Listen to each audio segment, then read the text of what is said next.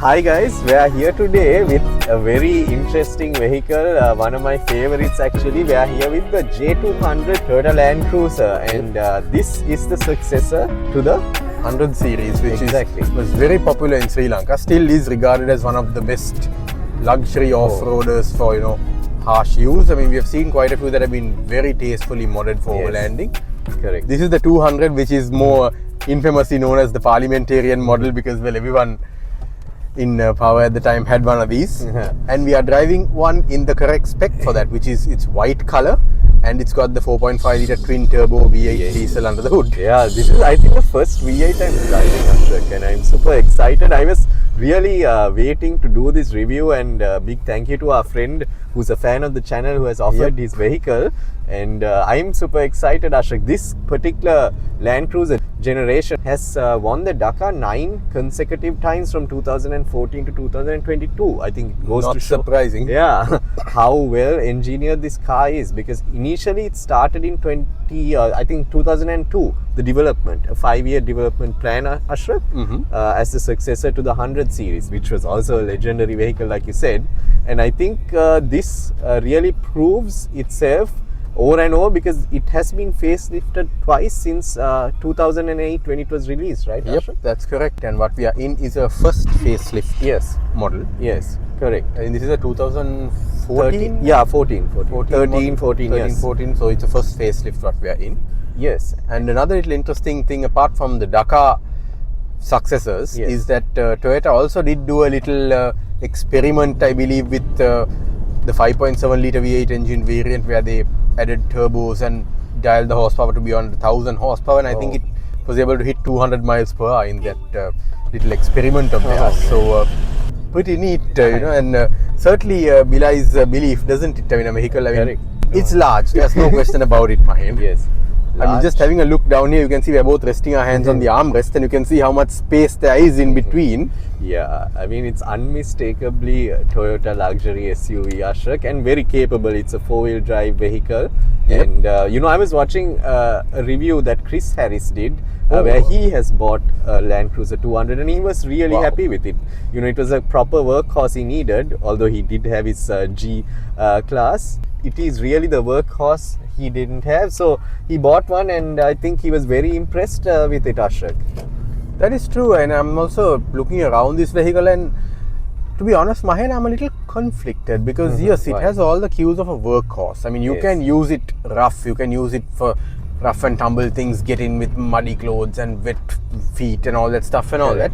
But then again, you also look around and it's quite luxurious. You've got like so much of nice tech. You've got 4-zone climate control, you've got a nice sound system. This car has an aftermarket Kenwood head unit. Correct. You've got wood trim. Yes. And you've got a bit of leather as well. Some variants do have leather seats. Yes. This one does have fabric seats, which I think are quite nice also. Yeah, I mean, this is the base trim, Ashok, and if it feels this luxurious, I can only imagine what the luxury trims higher trims do have heated and ventilated seats and all that stuff, and powered front seats, and I believe the second row seats also have some power features. So yeah, I mean, you understand why I'm feeling conflicted, because on one hand it's a vehicle that encourages you to just thrash it around in the mud, and on the other hand it's something that also looks good in a very clean, pristine and neat setting. Ashok, this is one of my favorite Landcruiser models, so hopefully in the future at some point maybe either of us can own one, or both of us. Anyway, pretty cool. That's the dream. And your gimbal has just gone crazy again, but that's okay. Those things happen on our channel sometimes. Cool. So I mean, Ashok, apart from that, I think this particular vehicle model, the Landcruiser 200 series, has been exported to multiple countries across the world, and it's nicknamed after a mountain in Venezuela also, as far as I remember. Even the meter cluster here, Ashok, is very simple, but it shows me everything that I need to see. It's got the battery voltage meter also, and very nice. The trip computer is right in front of me. Very simple, very sturdy and rugged looking interior, Ashok. Lot of space. 7-seater again. Well, what do we have here? Hi Ashok. So in your usual place. This is my favorite spot, as you know, and we have a 7-seater over here. These are the rear 2 seats, and you have AC vents overhead, which is amazing. Not just for the third row, but for the second row also, which is a very, very nice thing to have. And this is a very purpose-built, functional car. Like there's so many things you can do. And okay, I noticed like you can even put the rear tailgate down with these latches over here, and it's got a power socket as well, Ashok. I mean, wow. I'm really excited to be part of or rather in the back of the Toyota Landcruiser 200, and hopefully one day I will be able to own one, Ashok. What do you think? Hopefully. I mean, it's one of those aspirational vehicles, isn't it? Of course, Ashok.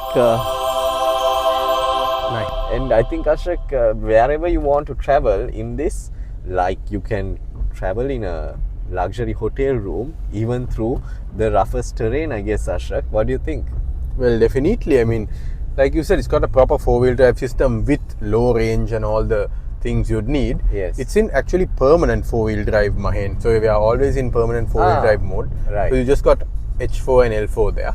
We are not talking about fuel efficiency though, Ashok. Oh yeah, that I think that elephant in the room is best kept in the room. Yes, exactly. And now we're down. But what I was going to say, Mahen, is that higher spec ones also have Toyota's MTSS or multi-terrain select system, which is a series of drive modes. I can see you're awakening the V8. Ooh, very nice, very small. I mean, the way it's like a monster. 282 horsepower, and I think you've got a bit over 500 Newton meters of torque. You've got a very nice little Suzuki Jimny there, lifted, very tastefully done.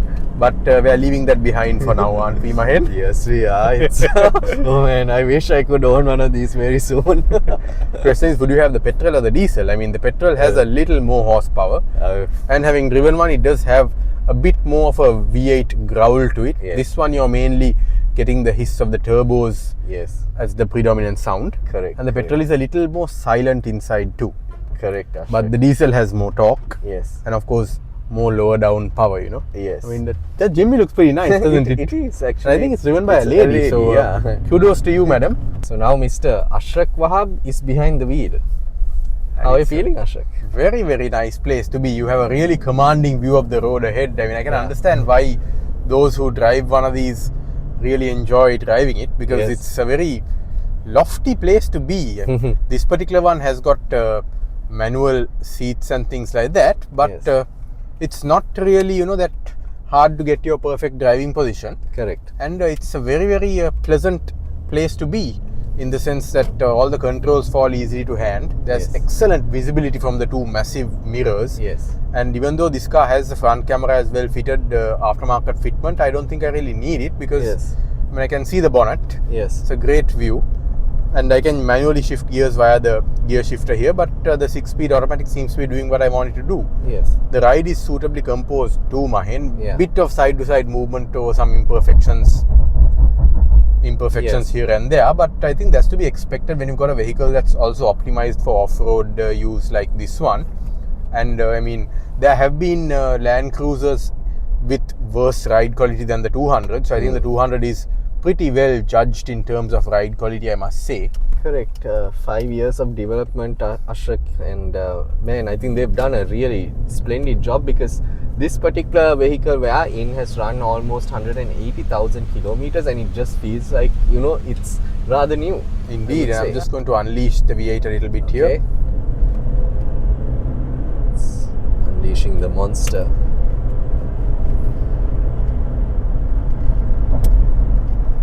Nice. And that was 110 kilometers per hour. Okay. Now, one thing I noticed, Mahen, is this vehicle has got the power mode for the gearbox, which in most Toyotas, the power mode basically increases the shift point of the gearbox. So it will let the engine rev a little more before it changes up. But to be honest, I didn't really notice a difference of any sort between engaging the power mode versus just putting my foot flat down. Okay. Because it still revved to about 3,500 RPM before it shifted up. Okay. And you can easily get to 100 kilometers per hour in this vehicle. Yes. It's got more than enough power and torque, and being a diesel, the torque comes in very early. Yes. So it's a very, very pleasant thing to drive despite its size. And of course, you have the commanding presence. That is true, Ashok. It does make a statement when you see it in the rearview mirror, doesn't it, Mahen? It does. It's one of my favorite vehicles, Ashok, and hence why I've been taking a lot of videos of it. climbing on the side step, touching the roof rails, etc. Yes, I recall you stroking its flanks basically. Yeah, and Ashrak is nicely blending into the seats. Honestly, here. I mean, I had no idea. If I knew this vehicle had got this kind of upholstery, I wouldn't have worn a t-shirt. I mean, you could literally edit me. If you had a green screen, you could edit my body out and just have a talking head in the seat like that, you know. Fair enough. I mean, I'm Pretty cool, close, right? but not too bad. So Ashrak, how do you like the drive? Well, I find it to be very nice in terms, it's quite relaxing for one thing. I think that's also due to the fact that you've got effortless power and torque here, so you can easily pull off moves that you need to do. Yes. You've got great visibility, so even though the vehicle is big, you're not scared of like knocking a blind spot or something. Yes. And of course, there's also the respect factor that you get from other road users. The fact that, you know, they see this thing coming and they know what it is and they wonder who might be behind the wheel. Of course, it's just us. Yeah. Rich or powerful people. But in We're that rich in sense- values though, Ashrak. That is true. That is true. That is something you can never buy. You can never buy Exactly. values. Yeah, I mean, they say money can buy you luxury but not class. Exactly. Just a PSA there. We're here in Colombo. It's a bit of a gloomy day, but Indeed. yeah, it's a nice day to be doing a review of a legend. I'm on leave, but I mean, what else could I do? And, Exactly. Do your passion, right? yeah, exactly. And so beautiful Nice drive. Jag coming up ahead Yeah, there. an XF, right? It's an XF. Yeah, I think one of their best sports sedans Right. of modern times. Yeah.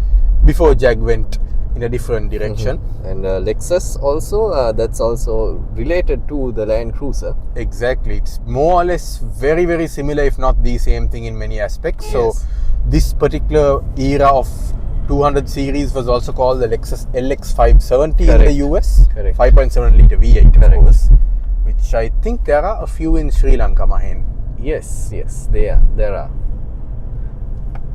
And so we're passing the city of dreams, Indeed. and this is one of my dreams. Exactly. We are passing. And, I was about to say we are passing the city of dreams in one of your dream vehicles, Mahen. Yeah, true. And of course, it goes without saying, this thing has got all the creature comforts you want. I mean, the air conditioning is superb. I know, and Actually freezing my hands. 10 airbags, sound system is amazing, and so much space for a 7-seater Ashrak. I mean, you got AC vents on the roof lining as well. That is a really welcoming feature. I really love that about some of these Toyotas, especially from the era.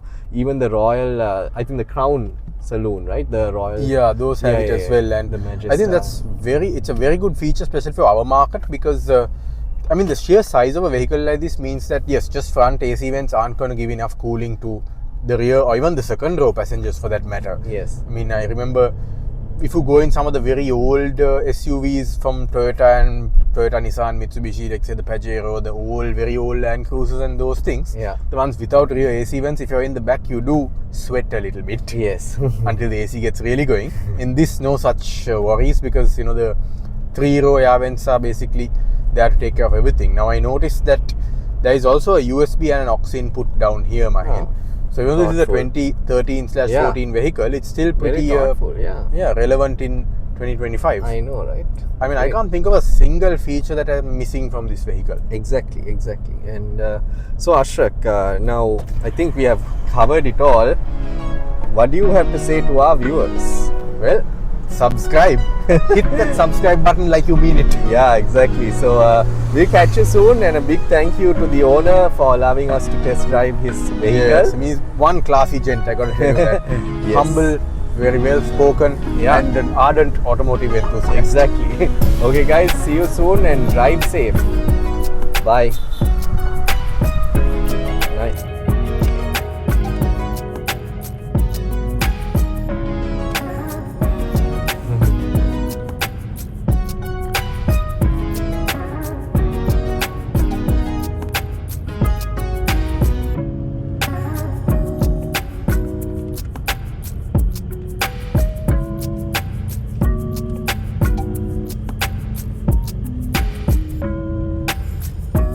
Oh my gosh, I'm getting dizzy now.